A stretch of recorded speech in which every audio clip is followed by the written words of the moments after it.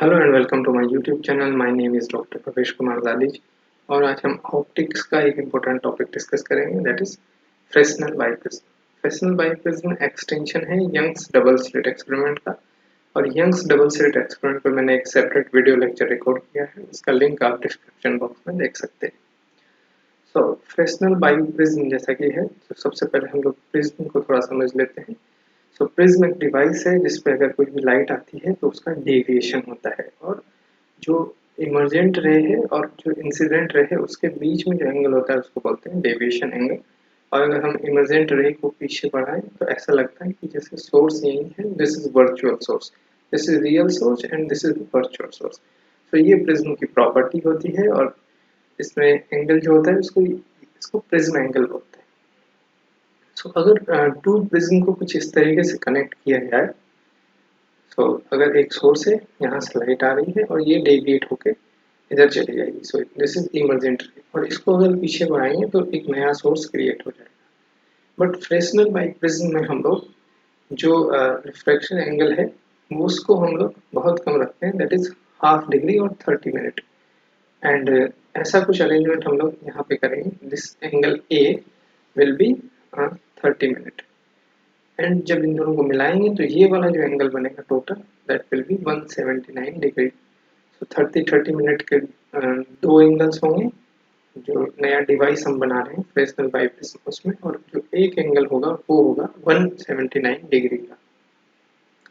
So a Fresnel biprism is a thin double prism placed base to base and have very small refracting angle 0.5 degree. This is equivalent to a single prism with one of its angle nearly 179 degree and other two of the 0.5 degree of each. So this is about all about the this deviation angle, so that I have explained you. So biprism is the same way to create two virtual sources S1 and S2. यहाँ पे भी S1 S2 जो है वो virtual sources create किए जा रहे हैं, और ये जो वर्चुअल सोर्सेस है, this is also the based on the principle of division of wave front. So ऐसा कुछ अरेंजमेंट होता है। अगर यहाँ से ये बाइप्रिज्म है, ये 30 डिग्री का एंगल है एंड दिस इज 179 डिग्री। A B and C is the biprism, और अगर एक सोर्स यहाँ पे प्लेस किया गया है, सो सोर्स से जो लाइट आती है वो यहाँ से डेविएट होगी एंड देन स्ट्रेट, देन इधर भी जाएगी इन स्ट्रेट। और अगर इसको हम पीछे एक्सटेंड करेंगे, सो ये हो गया हमारा S1 and this is X2। जो इमर्जेंट रे है उसको अगर हम पीछे एक्सटेंड करेंगे, दैट इज S2, और these two are the virtual sources. Coherent sources हम लोगों ने यहाँ पे डिवीजन ऑफ वेव फ्रंट से ही जनरेट किया है। और ये जो इल्यूमिनेटेड रीजन है, इसमें जो वाइट स्क्रीन अगर यहाँ पे लगाएंगे हम लोग, तो वहाँ पे bright and dark alternate fringes हमको मिलती है। ठीक है, with the help of eyepiece we can observe these dark and bright fringes. हमें जूम कर लेते हैं सोर्स से, और जो स्क्रीन है वाइट स्क्रीन उसके बीच का जो डिस्टेंस है, that is d, and the space between these two is S1 S2 is small d, and so on. So अभी हम लोगों को यहाँ पे वही सब करना होगा जो यंग्स डबल स्लिट एक्सपेरिमेंट में हम लोगों ने किया था। यंग्स डबल स्लिट एक्सपेरिमेंट में हम लोग जैसे यहाँ पे पाथ डिफरेंस निकालते थे एंड फ्रिंज विड्थ निकालते थे, सब वही सब हम लोग यहाँ पे करेंगे। सो condition for bright fringe is the delta x, that is n lambda, and n is the integer. So distance of nth bright fringe from central bright fringe is n lambda capital D by small d. Similarly, condition for dark fringe is path difference होना चाहिए plus minus 2n plus 1 lambda by 2। सो जो distance होगी nth dark fringe की from centre bright fringe, उसको हम लोग define करेंगे yn is equals to 2n plus 1 lambda capital D by small d से। और फ्रिंज विड्थ जो है वो होगा beta is equals to lambda capital D by small d. इन सब का डिटेल डेरिवेशन हम लोगों ने यंग्स डबल स्लिट एक्सपेरिमेंट में किया है, आप वहां से देख सकते हैं। सो इम्पोर्टेंट पॉइंट है फ्रेस्नेल बाइप्रिज्म के, that is applications. So it has two application. First one is the determination of wavelength of light, and second one is the determination of thickness of a given thin sheet of transparent material. तो सबसे पहले हम wavelength of light कैसे find out करेंगे Fresnel biprism से, वो समझ लेते हैं। अभी हमारे पास एक फॉर्मूला निकल के आया था फ्रिंज विड्थ का, that is beta is equals to lambda capital D by small d. तो अगर इसको हम रिफ्रेश करें, so that will be lambda is equals to beta d by D. So अगर हमें बीटा पता हो, स्मॉल डी पता हो एंड कैपिटल डी पता हो, तो हम लोग जो भी वेवलेंथ है वो फाइंड आउट कर सकते हैं।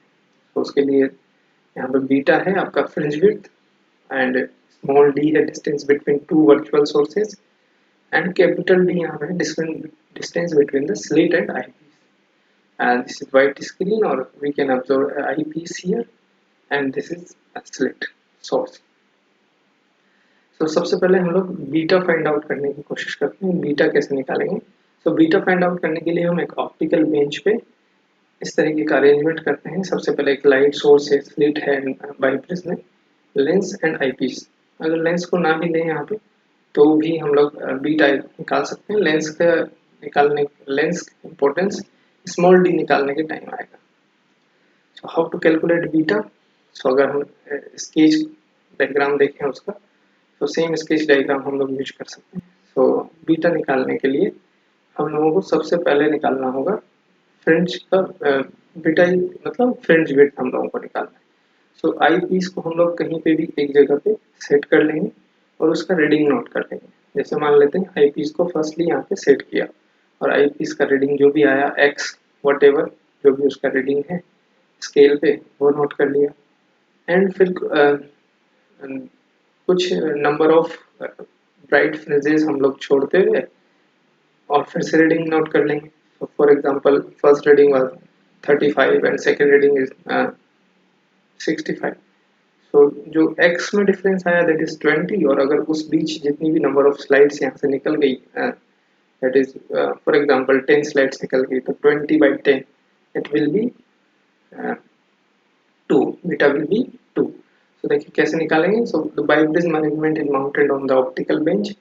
और सबसे पहले ये सब मैंने यहाँ पे लिख दिया है, जो कुछ भी बोल रहा हूँ उसको आप यहाँ से देख सकते हैं। लेकिन सबसे इम्पोर्टेंट बात है रीडिंग की। अगर मान लेते हैं सबसे पहले जो एक्स नोट हम लोग उसको ले लेते हैं कि आईपीस की जो सबसे पहले रीडिंग थी, कहीं पे भी हम लोग सेट कर सकते हैं आईपीस को किसी भी ब्राइट फ्रिंज पे।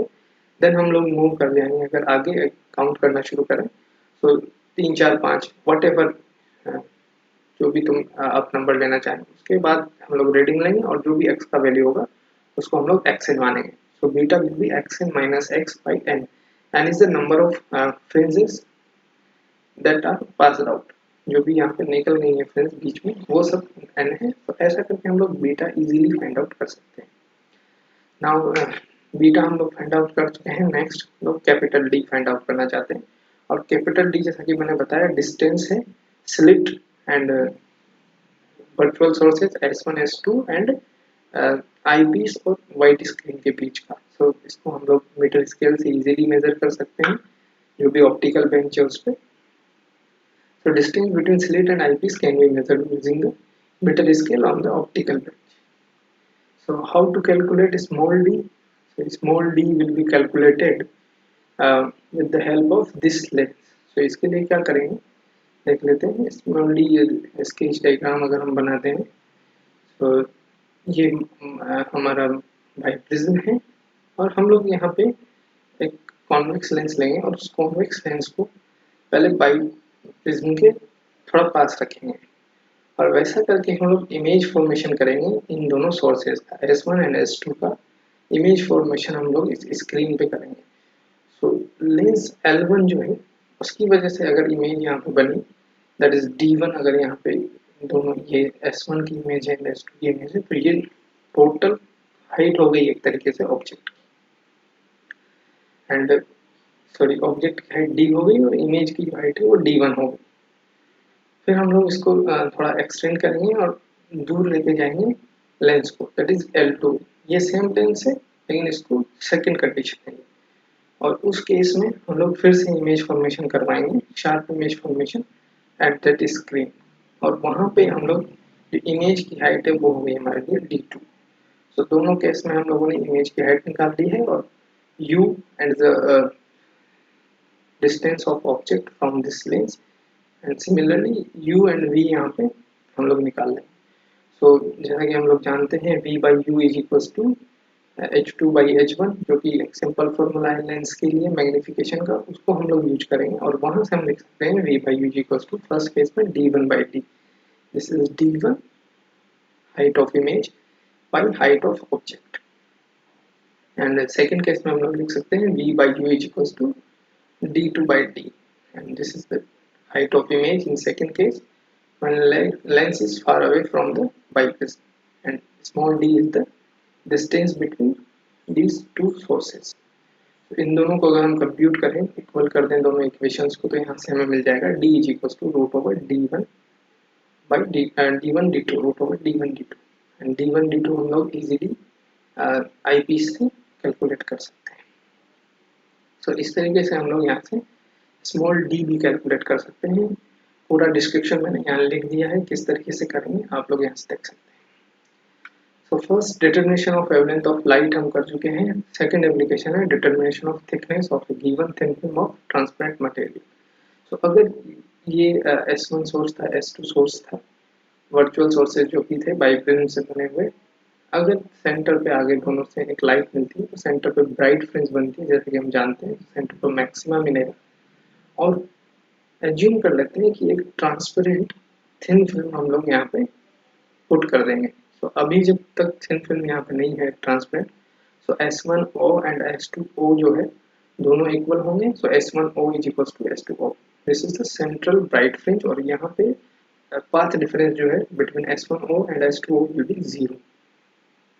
अगर एक थिन फिल्म हम लोग यहाँ पर रख देते हैं, उसका रिफ्लेक्टिव इंडेक्स म्यू है और उसकी थिकनेस अगर T है, ठीक है। सो S1 से आने वाली लाइट अब O तक नहीं पहुंच के कुछ डेविएट हो जाएगी, और मान लेते हैं अब जो सेंट्रल मैक्सिमा है वो किसी P पॉइंट पे शिफ्ट हो गया, किसी भी P पॉइंट पे वो शिफ्ट हुआ, और वो जो शिफ्ट है लेटरल शिफ्ट, उसको हम लोग X से यहाँ पे डिनोट कर रहे हैं। एंड सिमिलरली अब लाइट S2 से P पे भी पहुंचेगी, सो S2 से P पे लाइट पहुंचेगी एंड S1 से P पे जो लाइट पहुंचेगी उसमें कितना पाथ डिफरेंस होगा, और जो भी पाथ डिफरेंस होगा वो 0 होना चाहिए, बिकॉज ये अभी भी सेंट्रल मैक्सिमा है, वो लेटरली डिस्प्लेस हुआ है पर है तो अभी भी central maxima. So let's calculate. So optical path कितना चेंज आया S1P में, S1 से P में कितना चेंज आया, उसको अगर हम लिखते हैं तो that will B S1P minus T plus mu T। Mu T is the optical path of that, जो लाइट इसमें से ट्रेवल करके जाएगी उसके लिए म्यू T हम लोगों ने यहाँ पे लिखा है। Mu is the reflective index, so it will be S1P plus mu minus 1 into T, and delta S2P will be equals to S2P, because S2P में कोई भी फिल्म नहीं है, so वहाँ पे कुछ भी एक्स्ट्रा पार्ट ऐड नहीं होगा।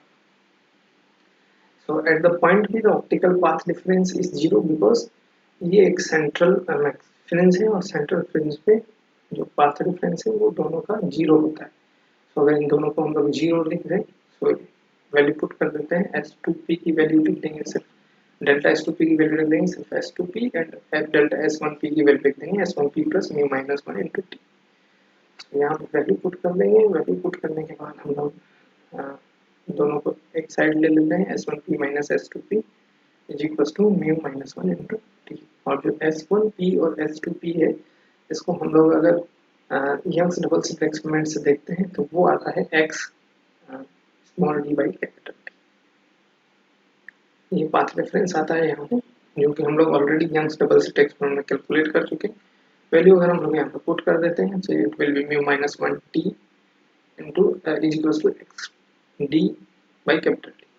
और अगर यहाँ से हम लोग T निकालना चाहें, that is the thickness of that transparent sheet, that will be x d by capital D mu minus 1, और mu अगर हमें पता हो that is refractive index, so हम लोग T जो है thickness है वो find out कर सकते हैं। So that's all about the Fresnel biprism. Thank you for watching. Please like, share and subscribe my YouTube channel.